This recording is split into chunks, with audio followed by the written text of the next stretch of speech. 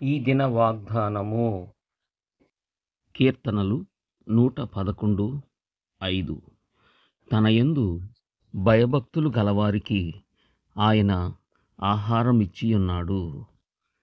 ఈ ఉదయకాల సమయాన మన దేవుడు ప్రతి ఒక్కరిని పోషించి, సంరక్షించి, ఆశీర్వదించి, అవసరమైన ప్రతి దాన్ని ఇచ్చే దేవుడుగా ఉన్నారు.